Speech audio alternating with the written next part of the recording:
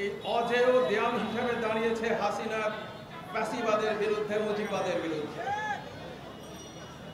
বাংলাদেশ 15.5 বছর সেই শাপলা ম্যাসাকার থেকে শুরু করে অসংখ্য ম্যাসাকার ফেস করেছে। অসংখ্য হত্যার কারণ ঘটেছে হাসিনার হাত দিয়ে। গুম হয়ে যাওয়া ব্যক্তিদের আর্তনাদ, বিচার বহির্ভূত হত্যাকাণ্ডের শিকার পরিবারের সদস্যদের আর্তনাদ 15.5 বছর ধরে বাংলাদেশ দেখেছে।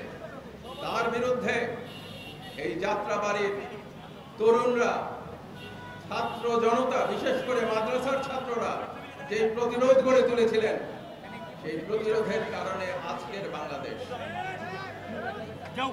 বন্ধুরা, ফ্যাসিবাদের পতন হয়েছে, কিন্তু ফ্যাসিবাদ বারে বারে ফিরে আসার চেষ্টা করে। ফ্যাসিবাদকে প্রতিহত করতে হয় প্রতিবার দাঁড়াবার সময়। আমরা সেই বাংলাদেশ আকাঙ্ক্ষা করেছিলাম। সেই বাংলাদেশের আকাঙ্ক্ষা বুকে নিয়ে আপনাদের পাশে জুলাইয়ের শেষ থেকে রাস্তায় দাঁড়িয়েছি।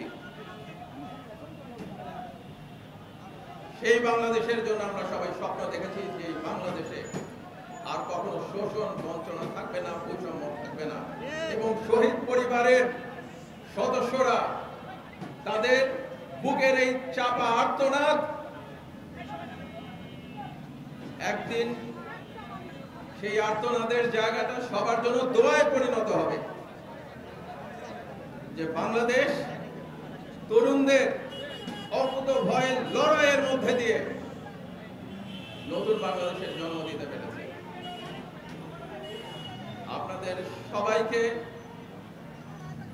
আবার সেই বাংলাদেশের জন্য ঐক্যবদ্ধ হওয়ার জন্য আহ্বান জানাচ্ছি। কারণ বিভিন্ন মত থাকবে, বিভিন্ন মতের পার্থক্য থাকবে, কিন্তু বাংলাদেশের স্বাধীনতা, সার্বভৌমত্ব রক্ষার জন্য, ফ্যাসিবাদকে প্রতিহত করার জন্য আবার যাত্রাবাড়ির মতোই সবাইকে ঐক্যবদ্ধ হতে হবে।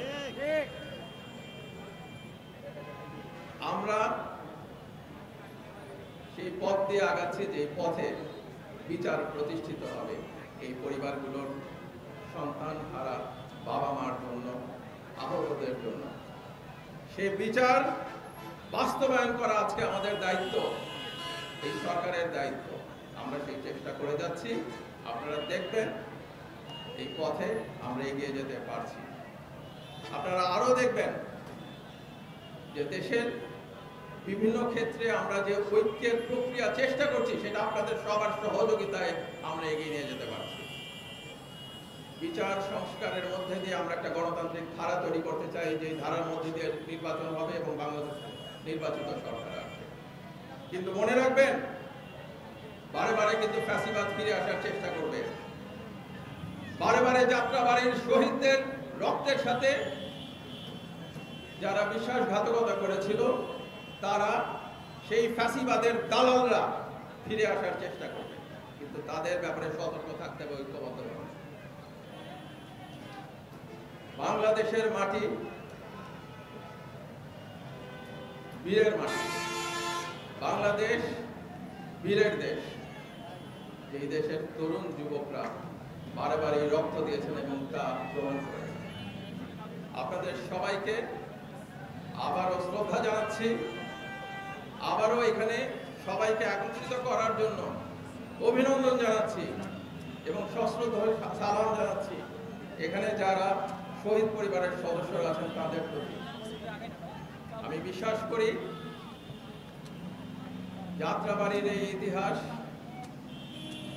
যেভাবে বিবিসি সহ বিভিন্ন আন্তর্জাতিক মিডিয়ায় এসেছে, যেভাবে করে বাংলাদেশের মানুষ বুকে ধারণ করেছে, সেই স্টালিনগ্রাদের মতো এই ইতিহাস সারা বিশ্বের লড়াকু জনগণের কাছে সংগ্রামের প্রতীক হয়ে থাকবে। সবাইকে ধন্যবাদ। ইনকিলাব জিন্দাবাদ।